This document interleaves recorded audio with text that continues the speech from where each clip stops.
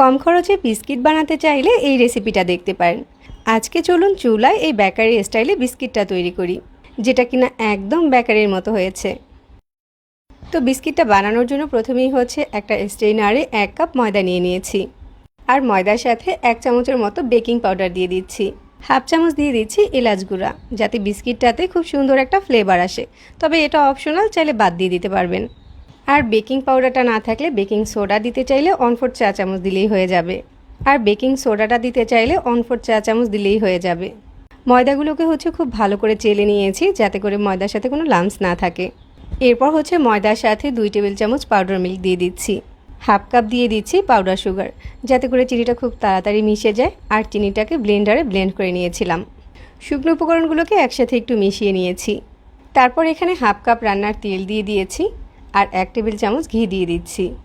এখন হচ্ছে হাত দিয়ে এই সব কিছু একসাথে খুব ভালো করে মিশিয়ে নিচ্ছি।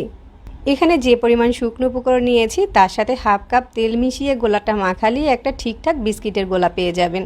বিস্কিটের গোলাটা বানাতে কোনো রকম পানি দেওয়া যাবে না। তো এখন হচ্ছে এরকম একটা ডো বানিয়ে নিয়েছি।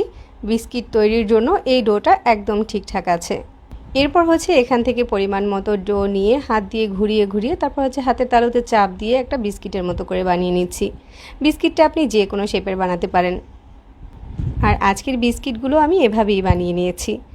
যেই প্লেটে করে বিস্কিটগুলো বেক করব সেই প্লেটে আগে থেকে কিছুটা তেল ব্রাশ করে নিচ্ছি, তাহলে বিস্কিটগুলো প্লেট থেকে ওঠাতে সুবিধা হবে। এবার হচ্ছে এই প্লেটে বিস্কিটগুলো দিয়ে দিচ্ছি। বিস্কিটগুলো খুব বেশি পুরো করে বানাবেন না, তাহলে বেক হতে সময় লাগবে। এরপর হচ্ছে বিস্কিটের উপরে সুন্দর একটা কালার আনার জন্য একটা ডিমের কুসুমের সাথে 1 চামচ পাউডার সুগার মিশিয়ে নিচ্ছি। এখন বিস্কিটগুলোর উপরে ডিমের কুসুমের এই মিশ্রণটা ব্রাশ করে দিচ্ছি। তো সবগুলো বিস্কিটের উপরে ডিমের কুসুমের মিশ্রণটা ব্রাশ করা হয়ে গিয়েছে। এবার হচ্ছে বিস্কিটগুলোকে দোকানের লুক আনার জন্য এখানে আমি কিছু চীনাবাদাম নিয়েছি। বাদামগুলোকে আধ ভাঙা করে নিচ্ছি।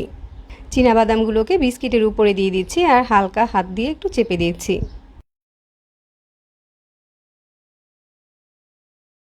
এখন বিস্কিটগুলো বেক করার জন্য চুলায় আগেই একটা পাত্র বসিয়ে ভিতরে একটা স্ট্যান্ড দিয়ে পাত্রটাকে 10 মিনিটের মতো প্রিহিট করে নিয়েছি। আর তার ভিতরে বিস্কিটের প্লেটটাকে দিয়ে দিচ্ছি আর ঢাকনা দিয়ে ঢেকে বিস্কিটগুলোকে 10 মিনিটের মতো বেক করে নিচ্ছি। বিস্কিটগুলো যেহেতু পাতলা করে বানিয়েছি, তাই 20 মিনিটেই বিস্কিটগুলো বেক করা হয়ে যাবে। আর উপরটাতে সুন্দর এরকম একটা কালারও আসবে। এখন হচ্ছে এই প্লেটটাকে তুলে নিয়ে বিস্কিটগুলোকে ঠান্ডা করে নিচ্ছি। গরম অবস্থাতে প্লেট থেকে বিস্কিটগুলোকে তোলা যাবে না। যখন এরকম পুরোপুরি ঠান্ডা হয়ে যাবে, একটা কিছু দিয়ে হালকা একটু খোঁচা দিলেই দেখা যাবে বিস্কিটগুলো সুন্দরভাবে উঠে যাচ্ছে।